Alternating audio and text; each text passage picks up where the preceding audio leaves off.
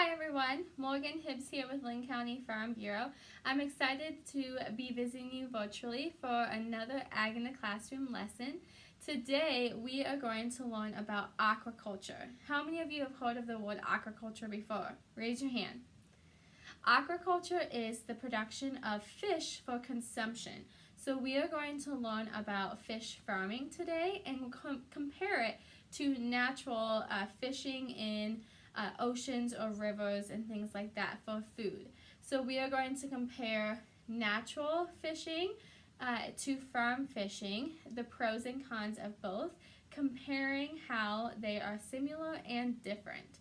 We have a few videos for you to watch, and then we have a fun real world example looking at overfishing and the challenges with fishing from natural bodies of water compared to fish farming. So to begin, there are a few videos inside of your kit or available online. There is this Venn diagram comparing aquaculture.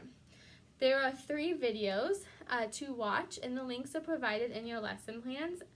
The 3 videos are going to compare different practices of fish farming and also natural fishing. So we have sea harvest lobster fishing, fish farming catfish, and cage fish farming oysters. So please watch those videos. There's also a video on the history of aquaculture. Watch those videos and take notes as you watch them.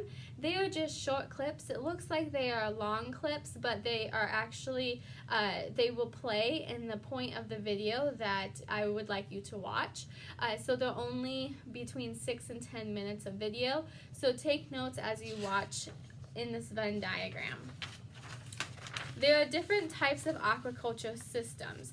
There's wild-caught systems, and you have a note sheet on the back of your Venn diagram. Wild-caught is seafood supplied through fishing. The breeding, feeding, and growth of these fish are not managed by humans in any way. They are harvested from the ocean or other natural waters using nets, trawls, or other devices. Fish farming is raising fish commercially in tanks or other man-made enclosures such as ponds or concrete fish runs. These farms manage the water and the growth of the fish from the fertilization of the eggs until harvest. Cage system fish farms are similar to fish farms where a farm manages the breeding, growth, and harvest of the fish. But fish are grown and managed in cages in the ocean or other natural waters rather than in a man-made pond or fish run. So those are just 3 different types of aquaculture systems. When you visit a grocery store and you go to buy fish, you will notice different labels. The different labels will help you decide how the fish was raised. So there are farm fish, there is also wild caught, and those different labels will tell you where those fish came from. Now, different types of fish might be farmed differently. So a freshwater fish might be raised differently than a saltwater fish. We might use those different systems that we learned about. So for catfish, if we wanted to farm raise catfish, we would need to have a fish farm. But if we wanted to raise fish from the ocean, then you might have a cage system fish farm that's in the salt water that is still managed by humans, but it's in the ocean with a cage. Lastly, the wild caught is just straight fishing from the ocean with no management from humans. So next time you go to the grocery store, see if you can look at the different labels and indicate where those fish came from and how they were raised. Many species of fish can be raised both on a fish farm, or raised in the wild naturally, and these fish will be very comparable nutrition-wise. So the nutritional value of these fish aren't going to change based on how they are raised. You might notice a flavor difference though, depending on what the fish eat. This is similar to when we eat eggs. If we raise eggs on grass and insects, then they are going to taste very differently than grain-fed eggs or chickens that produce eggs. So similar to the fish, The nutritional value, they are getting similar minerals and vitamins, going to be similar in nutritional value. There are pros and cons to raising fish on farms and raising fish in the wild. One of the cons to raising fish in the wild is that we have a increased risk of overfishing. And so when we go out and fish for in the wild and take those fish from the ocean, we are disturbing the food chain.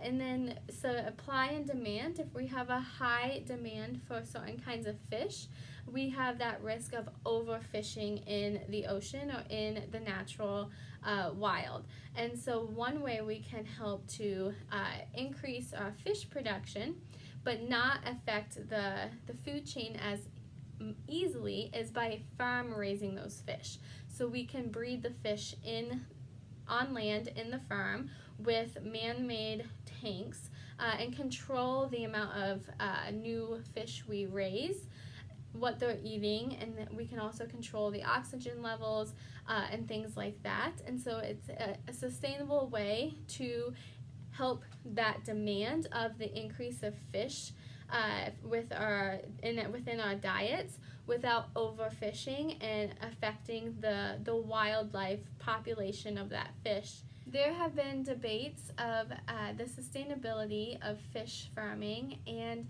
how humane it is, and so there are some cons to raising fish on farms. Is the fact that some people believe that the quality of life is decreased within a fish farm because they are in pools or small ponds instead of in the natural wild habitats.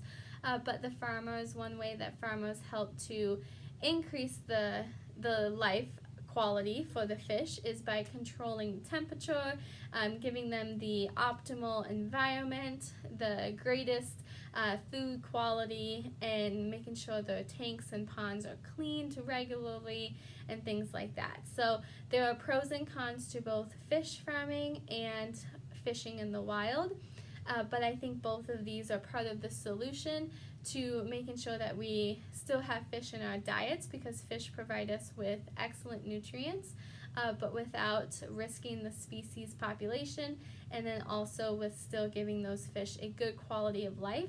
We need all types of agriculture and all types of fish farms. We need the ones that are fishing naturally from the wild within limits. We also need fish farms that are managed by humans the whole cycle of the fish, and then also the fish farms that have cages within the ocean where we manage the population, but they are in a cage that's set down into the ocean. So we need all different types of practices to be sustainable, and it's important to know what those different practices are so that we can identify where our fish comes from when we go shopping at the grocery store.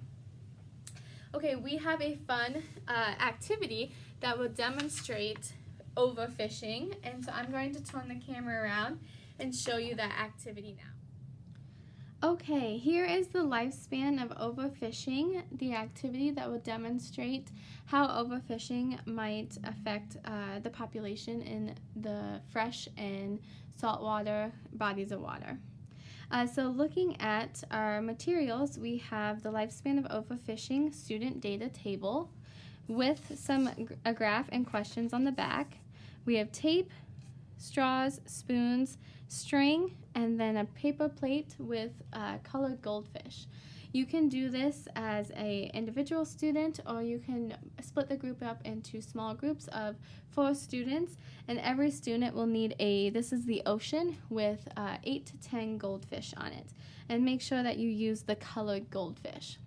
Okay, so on this sheet here, you can see that we have orange, red, green, and yellow. What they eat. The orange eats green and red goldfish. The red eats yellow goldfish, green, yellow, and the yellow eats seaweed. The value of these fish, we have $2, $5, $5, and $10. So first I would like you to look at your ocean and identify what you have in the ocean.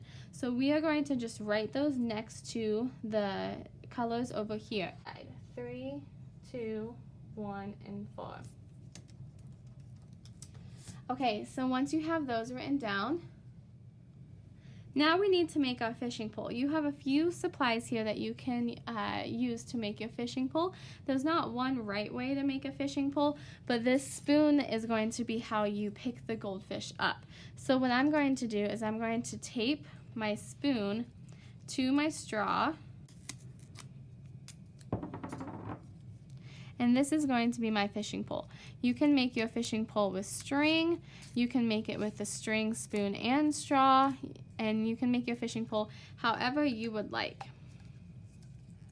So here's just a quick fishing pole for me, and I'm going to use this to help fish for the different colors in the ocean. Okay, we have year 1, 2, 3, and 4, and then the income. And you also have to remember what the fish eat. So I'm going to first, you can do this in 30-second increments. So we have 1,